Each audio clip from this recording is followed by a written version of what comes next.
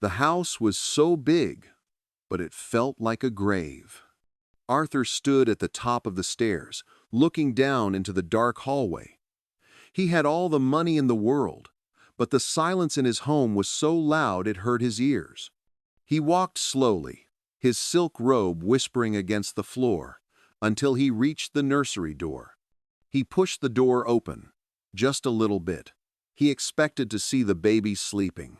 He expected to see the room empty. But what he saw made his breath catch in his throat, and for a moment he forgot how to breathe. There, on the cold, hard floor, was Sofia. She wasn't in the soft chair. She wasn't in a bed. She was curled up on the rug, her body small and shaking slightly from the cold. She still had her work clothes on. Her hands, those hands that spent all day washing dishes and scrubbing floors, were tucked under her face. Arthur looked at her feet. Her shoes were old, the soles worn thin from walking to the bus stop in the rain. He saw a small wet patch on the rug near her face. She had been crying before she fell asleep. In that quiet room, the only sound was the tiny, soft breathing of the babies in their cribs and the heavy, tired sighs of the woman on the floor. Sofia was giving her life away, piece by piece, just to make sure these children were safe. She was a mother who had nothing, giving everything to a family that had everything, but gave her nothing back. Arthur felt a tear, hot and stinging, roll down his cheek. He looked at his gold watch, then at Sofia's red, soap-stained hands. He realized that his wealth was a lie. This woman, sleeping on the floor in a gray uniform, was the richest person he had ever met. Outside, the rain started to tap on the window like a finger asking to come in, and at the far end of the dark driveway, the iron gates stayed shut, hiding the secrets of the house from the world. The rain was falling hard against the glass of the big house on the hill. It was a cold rain, the kind that makes your bones feel heavy. Inside the house, everything was quiet, except for the sound of a clock ticking on the wall. Arthur Sterling sat in his big chair in his office. He was a man with a lot of money, but tonight, he felt like he had nothing at all. He looked at the TV screens on his desk. These screens showed every corner of his land. On one screen, he saw the big iron gate at the end of the long road. Outside that gate, a black SUV was sitting. The engine was off, and the lights were dark. It just sat there in the mud and the rain. Arthur did not know who was in that car, but it had been there for 2 hours. It felt like a bad sign, like a shadow waiting to come inside. His chest felt tight, and his breath was slow. He did not call the police yet. He just watched. Arthur was 58 years old. His hair was the color of a silver coin. He wore suits that cost more than a small house. He had spent 30 years of his life working from the time the sun came up until the moon was high. He had built a giant company. But as he sat there, he thought about his wife who had walked away 2 years ago. She told him he was like a statue, made of stone and cold to the touch. He also thought about his daughter, Clara. Clara had come to him 6 months ago. She was crying so hard she could barely speak. She had 2 small babies in her arms, Ethan and Leo. Her husband was a mean man who had left her with nothing. Arthur let her in, of course, but he did not know what to do. The babies cried all the time. Clara stayed in her room with the lights off, her face pale and her spirit broken. She was drowning in a dark sea of sadness, and Arthur did not know how to swim. That was when Sofia came. Sofia was 42 years old. She was not a tall woman, but she looked strong. Her skin was the color of warm earth, and she had lines around her eyes that showed she had laughed a lot and cried a lot too. She was a maid and a nanny. When she walked into the house, the air felt a little warmer.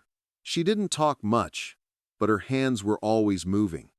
She was always washing a bottle, or folding a small shirt, or rocking a baby to sleep. Arthur watched her from the corners of the rooms. He was a man who did not trust people easily. He wanted to make sure she was doing her job right. He watched her pick up the babies when they screamed in the middle of the night. He watched her sing songs in a soft language he did not know.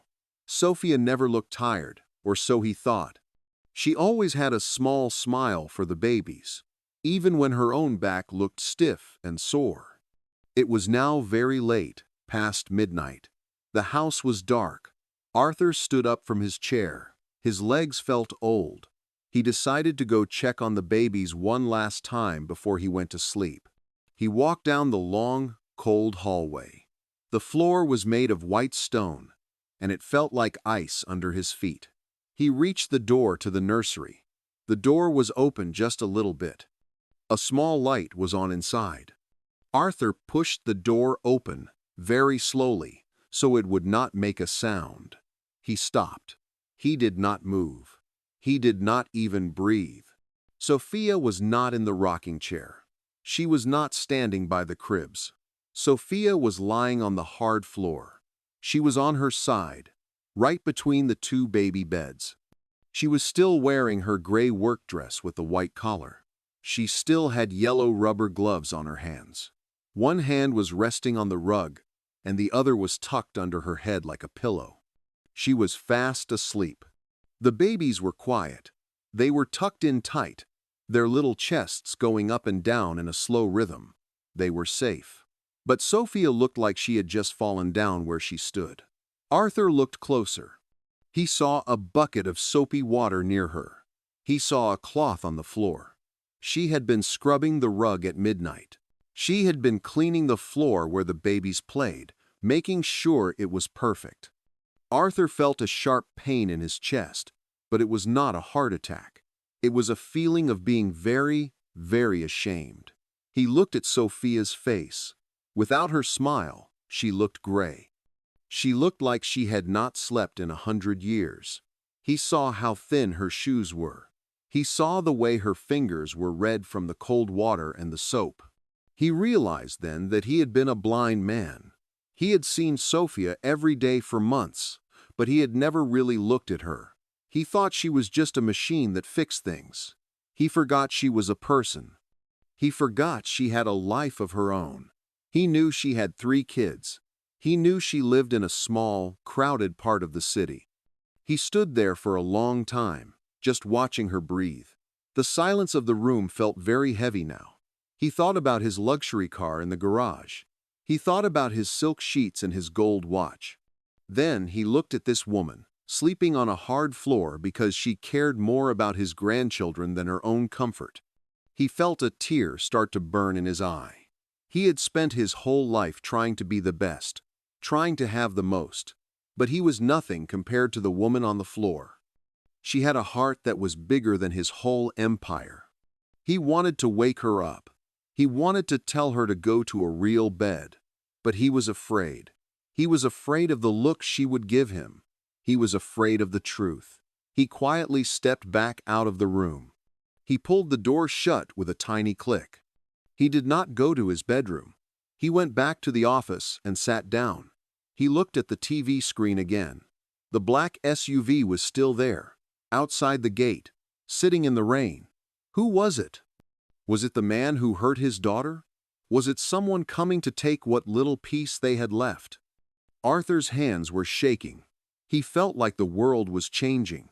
The walls of his big, expensive house felt like they were closing in. He looked at the phone on his desk. He wanted to do something, but he did not know where to start.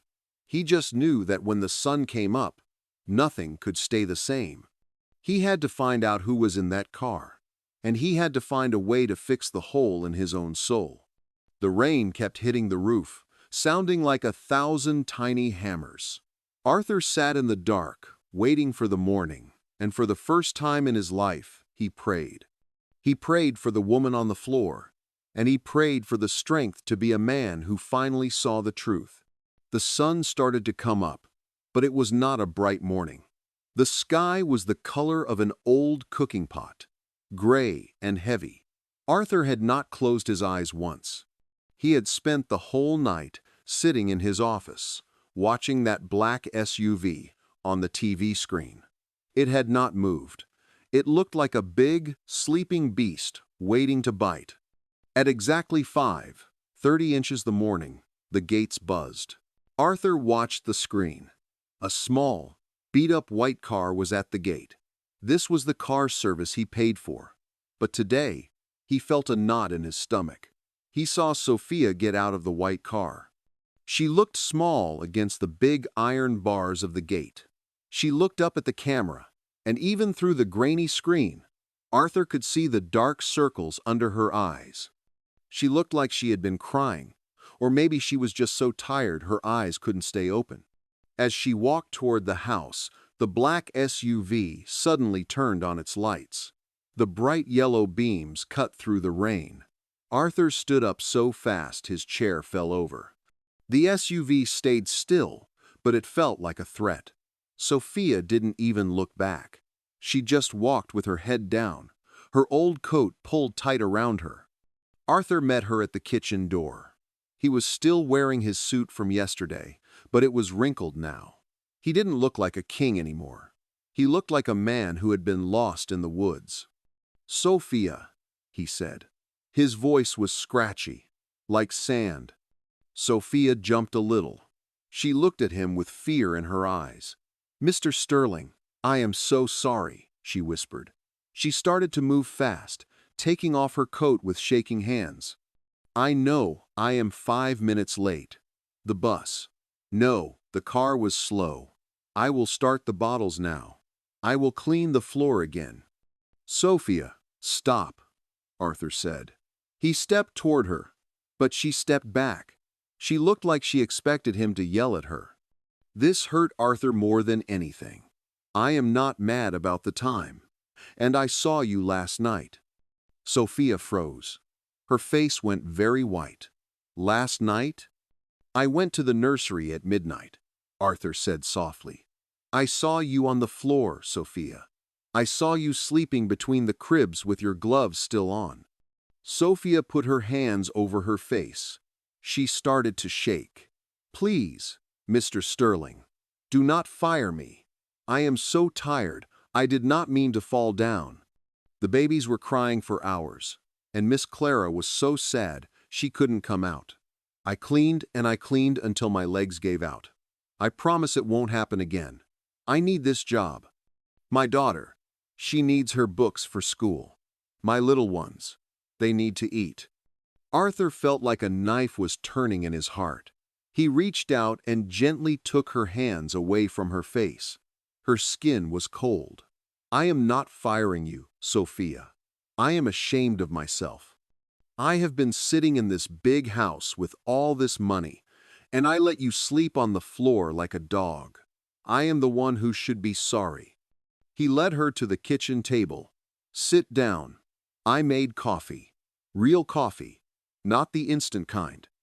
Sofia sat, but she looked like she was sitting on pins. She didn't understand why this rich man was being kind. In her world, rich people only noticed you when you made a mistake. Arthur poured her a cup. He sat across from her. "Tell me the truth, Sofia," Arthur said. "How do you do it? You get here when it is dark. You stay until it is dark. You never complain. But you are dying on your feet. Why didn't you ask for help?" Sofia looked down at her coffee. "In my life, Mr. Sterling, nobody comes to save you. You just keep walking until you can't walk anymore. Then you crawl. I have 3 children. Their father is gone. He was a man with a mean heart and loud hands. I had to run away from him with nothing but a bag of clothes. If I don't work, we don't have a roof. It is simple." Arthur thought about the SUV outside. "Sofia, is there someone following you? Is your husband looking for you?" Sofia's eyes went wide. She looked toward the window. "Why do you ask that?" "There is a black car at my gate," Arthur said. "It has been there all night." Sofia gasped. She grabbed her throat. "Oh no, no, no, no. He found me. He said he would find me if I ever got a good job. He said he would take the kids." She started to cry. Big, heavy tears that fell into her coffee. "I am so sorry, Mr. Sterling. I brought trouble to your house. I will leave. I will go right now so you stay safe." She stood up to run, but Arthur grabbed her arm. Not to hurt her, but to hold her steady. "You are not going anywhere," Arthur said. His voice was loud and strong now. "This is my house. These are my gates. Nobody is taking you or your children. I have spent my life building walls to keep the world out. For once, those walls are going to be used to keep someone safe." Just then, they heard a loud bang from the front of the house. It sounded like someone had hit the gate with a hammer. Arthur looked at the monitor. The black SUV was ramming the gate. The iron was bending. The man inside was angry. Clara came running down the stairs, holding the babies. She was shaking. "Dad, what is that noise? Who is out there?" Arthur looked at his daughter, then at Sofia, then at the two tiny babies who were starting to cry. He felt a fire in his blood that he hadn't felt in years. He wasn't just a businessman anymore. He was a protector. "Sofia, go with Clara," Arthur ordered. "Go to the basement. There is a room there with a steel door. Lock it from the inside. Do not come out until I tell you." "But Mr. Sterling, the police," Sofia cried. "I've already pressed the alarm," Arthur said. "But the police are 20 minutes away. I have to stop him from getting through that gate." He watched them run toward the basement. He was alone in the big, quiet kitchen. He looked at the screen. The gate was about to break. He saw the driver of the SUV get out. The man was tall and had a face that looked like it was made of hate. He was holding a heavy metal pipe. Arthur didn't have a gun. He didn't like violence. But he looked at the coffee cups Sofia had left on the table. He looked at the spot on the floor where he knew she had slept because she was so tired. He thought about his own daughter hiding in the dark. He walked to the front door and opened it. He stepped out onto the porch. The rain soaked his shirt instantly. He stood there, 58 years old, with his silver hair blowing in the wind. He looked down the long driveway at the man who was trying to break into his life. "You want to come in?"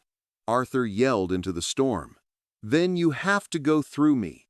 The man at the gate stopped. He looked up at the big house. He laughed, a sound that was colder than the rain. He hit the gate one more time, and the lock snapped. The heavy iron doors swung open. The black SUV started to roll forward, slowly, like a shark in the water. Arthur didn't move. He stood his ground. He was terrified, but for the first time in 30 years, he knew exactly who he was. He wasn't just a billionaire. He was a man standing up for a woman who had given his family everything. The black SUV crawled up the driveway, the tires crunching on the wet gravel like teeth chewing on bone. Arthur stood on the porch, his hands curled into tight balls. He felt small against the big car, but his heart was heavy with a new kind of power. He wasn't thinking about his bank accounts or his buildings. He was thinking about Sofia's tired eyes and the way she had looked sleeping on the floor. The car stopped just a few feet from the steps. The engine stayed running, a low growl in the rain. The door opened, and the man stepped out. He was younger than Arthur, big and thick, with a face that looked like it had never known a kind word. He was holding that metal pipe, swinging it back and forth. "Move aside, old man," the man shouted over the wind. "I'm here for what's mine. That woman is my property, and she's got my kids." Arthur didn't move an inch. "Sofia is not property. She is a human being, and you are not setting one foot in this house." The man laughed, a mean, dry sound. "You think your money makes you tough? You've lived in this palace so long you've forgotten what it's like to bleed. Step away, or I'll make you." He started to walk up the steps, his boots heavy. Arthur's heart was hammering against his ribs, but he didn't run. Just as the man reached the middle step, the loud sound of a siren broke through the air. Blue and red lights began to dance against the trees at the end of the road. The man froze. He looked back at the gate. He hadn't expected the police to get there so fast. In the city, they were slow. But out here, Arthur paid for the best security money could buy. "You called the cops?" the man hissed, his face twisting with rage. He raised the pipe high, ready to strike Arthur. "I didn't just call them," Arthur said, his voice steady. "I have every camera in this neighborhood on you. If you touch me, you'll never see the sun again. Leave now, and maybe you only go to jail for the gate. Stay, and I will spend every penny I have to make sure you stay behind bars for the rest of your life." For a second, it was just the two of them, staring at each other in the cold rain. The man looked at Arthur's eyes. He didn't see a soft, rich man. He saw a man who was willing to die for what was right. The man cursed, spat on the ground, and ran back to his SUV. He spun the car around, mud flying everywhere, and sped toward the back of the property, trying to find a way out through the woods. But the police cars were already blocking the exit. Arthur watched until the red light stayed still. He knew they had him. He let out a long breath and almost fell over. His legs were like jelly. He walked back inside, locking the heavy front door behind him. He went down to the basement. He knocked softly on the steel door. "It's me, Arthur. It's safe now. He's gone." The door opened slowly. Sofia was the first one out. She looked at Arthur, seeing his wet clothes and his pale face. She didn't ask about the man. She just saw that Arthur had stood up for her. She began to cry, but these weren't the sad tears from before. These were tears of someone who finally felt like they weren't alone in the world. "Thank you," she whispered. "Thank you, Mr. Sterling." Arthur shook his head. "No, Sofia. Thank you for showing me what a real hero looks like." The next few weeks were different. The house on the hill didn't feel like a museum anymore. It felt like a home. Arthur made big changes, and he didn't do them because he felt guilty. He did them because he cared. He called Sofia into the kitchen one morning. He had a stack of papers in his hand.